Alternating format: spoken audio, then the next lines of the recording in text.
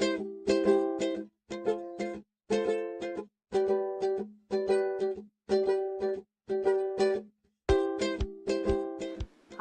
and welcome back to MythBusters. Today's myth is superfoods. Are they real? You may have read that they are, and you may have read that they aren't. And you might be wondering, what does superfoods even mean? Well, I'm going to make a really long story short and tell you at the get-go that superfoods do not exist. And the term superfood doesn't really mean anything because superfoods is a marketing term. If you look online, you might find some different definitions for superfood, like Merriam-Webster. They define a superfood as a food that is rich in components that are considered beneficial to a person's health. This is a rather vague definition for an appropriately vague term. And really, it's this vagueness and this difficulty in defining the term superfood that gives it a lot of its power. You see, like any good marketing term, superfoods is rooted in a concept that is truthful and factual, but leaves out a very important piece of the education. It then leverages that incomplete education to promote a product. So, what's the truthful concept that superfoods is rooted in? It's a concept known as nutrient density. Nutrient density, in a nutshell, is the amount of non-energy producing compounds in a food, like vitamins, minerals, and other health-promoting compounds like carotenoids or polyphenols, and other phytochemicals and zoochemicals. So the more of these nutrients that a food has, the more nutrient dense it is relative to other foods. And the higher the amount of these nutrients, the more likely a certain food is likely to be labeled as a superfood. So before I continue, let me establish to you a hierarchy of nutrient density. There are two categories. The first category is processed food, and that's the bottom category. The top category is whole foods. All whole foods are more nutrient dense than processed foods. But even within the realm of whole foods, the different subcategories of foods can be more nutrient dense than others. For example, vegetables are more nutrient dense than fruits, and fruits are more nutrient dense than whole grains. So what the term superfood does is it comes into these subcategories, picks and chooses different foods that are very nutrient dense, and assigns the superfood label to them. And essentially what happens is that they draw out these foods and draw focus to them.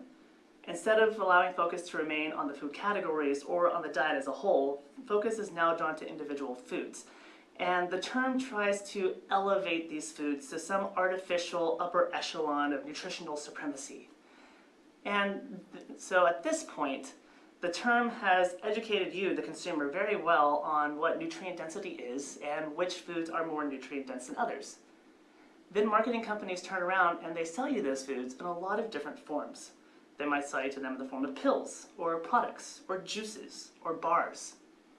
And essentially what's happened is that superfoods has created another subcategory of supplements.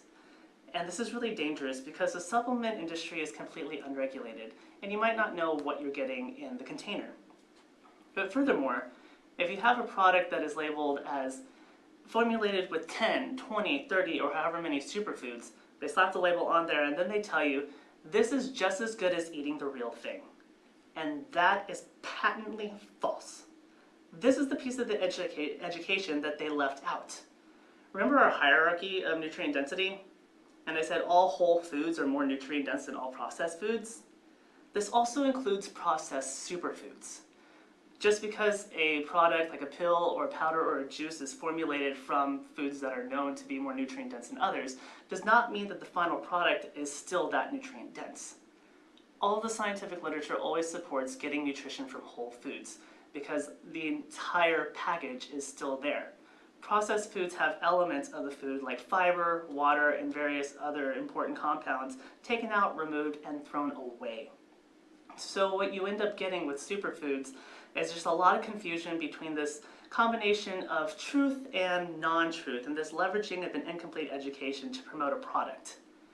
Now, on the flip side, you can utilize the term superfood, knowing what you know now, to identify more whole foods that you should incorporate into your diet. You don't ever want to get into the mistake of thinking that any one food is a cure-all or that any one food is a miracle food, because those don't exist. There is no one food in nature that has every single nutrient we need to be alive and to thrive. So you can utilize the term to help you identify more fruits and more vegetables and more whole grains that you may not have heard of before that you can incorporate into a varied and holistic diet.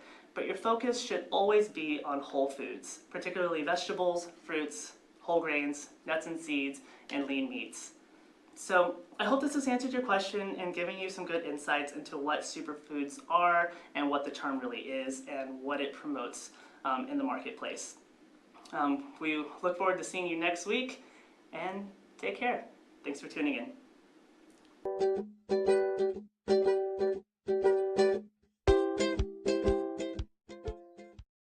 Bonus material. It occurred to me that there might be some questions on why it's better to consume the whole food version of a superfood rather than the processed version of a superfood, so I wanted to speak to that. The biggest difference between a whole food and a processed food is essentially the level of digestion that it exists at. This highly affects the way the body processes these foods and its ability to actually handle the amount of nutrition that's put into the body at once. A whole food takes the body a long period of time to break down, digest, and absorb, versus any processed food is just a flood of nutrients all at once into the body, and the body has to compensate to figure out what to do with all this excess. So when it comes to buying a superfood product and consuming it, it's really an impractical step to take because you're getting way too much nutrition at once. Even if there were some nutritional benefits to these processed products, most of them are just wasted because all that excess is just excreted by the body, and this is because the body has very tightly controlled ranges for every single nutrient in it. And if there's anything in excess above it, it just gets rid of it. So the best thing to do financially and nutritionally for yourself would just be to focus on incorporating more whole foods into your diet, because the amount of all the nutrients found in whole foods is within the range and the appropriate volume that the body could use.